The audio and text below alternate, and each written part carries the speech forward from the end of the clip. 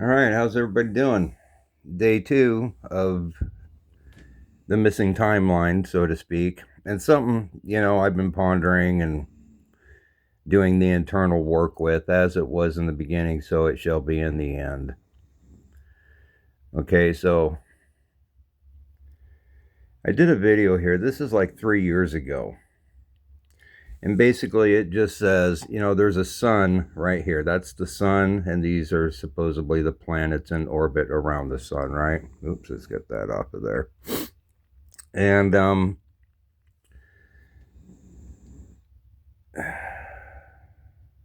that's why you're called a star seed. I've said before, the Father who art in heaven is a son, the Son of Man. Now, I did a video the other day talking about the sun spot that's on this current sun, right? Because it's all symbology. And if our original birth got cut short, basically we were aborted in favor of their reality. Okay, that's why the days are going to get cut short in the end. And I've been saying we didn't get here till World War II. And I know people question that even, but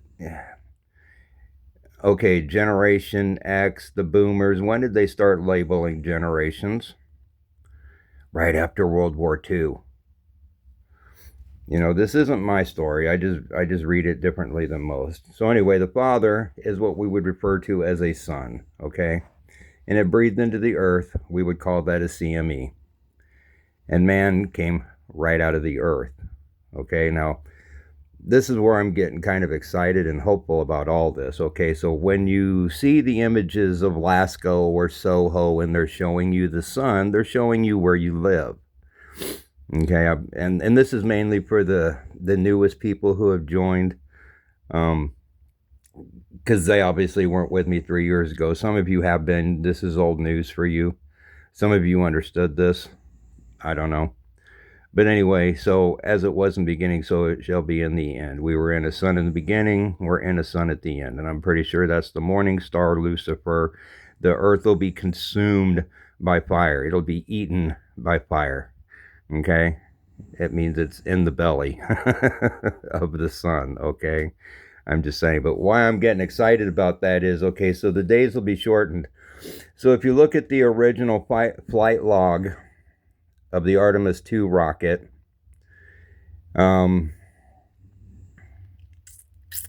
it was originally, okay, it had its launch scheduled between the 6th and the 8th, and they scrubbed it outright. Now, had they launched on the 8th, the same day as the Super Bowl, they would have been touching down in the ocean on the 18th. Now, why is that number important? Because with this upcoming meeting with Netanyahu at the White House with Trump was originally scheduled for the 18th. And it got shortened. The days got shortened. He's coming to town tomorrow. And if the timeline ran out at the Super Bowl, then that's when we entered the void, the 3 days of darkness, which will take us up to the 11th, the meeting with Trump and Netanyahu, right? And like I said before, they very well could say peace and safety there, which they're going to. You just know that's part of the script. And so we could be out of here that quick, because sudden destruction comes afterwards. And like I've said, it's not jumping into war, it's the actual time jump signified by all this talk about nuclear, blah.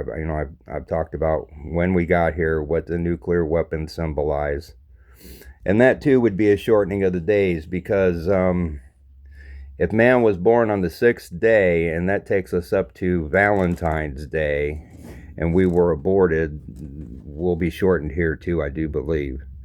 So I don't know. Like I said, I'm still looking very hard at the 11th. I'm still looking very hard at Valentine's Day. I just wanted to throw the whole bit about, how we label our society, the age groups. When did that start? In fact, if you look at if you look at how long they've been seeding the sky, and actually do some research as to when the first transgender surgery took place.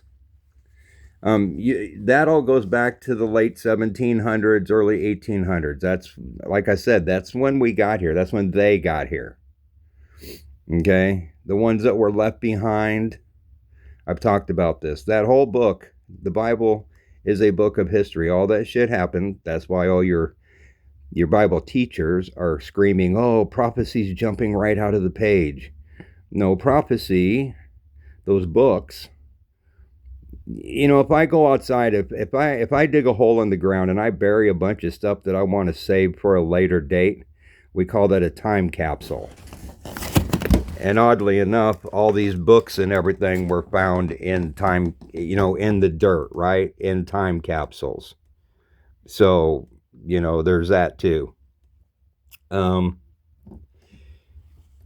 as time goes backwards and we dig up the time, because it's kind of like, again, there's an okay. So the one episode that I kind of showed everybody, 2 episodes. There's an episode of Star Trek New Generation, Ship in a Bottle, which talks about the holographic reality symbolically. And then you also have, there's another show called Cause and Effect, where the Enterprise just keeps blowing up and they go back to the same spot in time. And they end up sending themselves messages through the time loop. That's what we're doing. That's what those books are. They're messages to ourselves. I'm just saying. But all that stuff already happened. Okay, that's why people are, oh, how did they know 2,000 years ago that this was? Because it had already happened. We're revisiting all that stuff. Okay, that's why they talk about the end of time and going back to eternity. We already are eternal. It's just fractalized here and broken down into segments. So unfortunately, when we come back to eternity, it's broken. We die. And that's all I'll say on that, because quite honestly, none of that is relevant. Where we live, whether it's flat, round, it doesn't matter. And you'll notice in my videos that I talk about the teachings of the church, and I don't really bash those people, but it's kind of funny that the church people will bash all the others that don't see things the way that they do. I watch it going on all over the internet right now.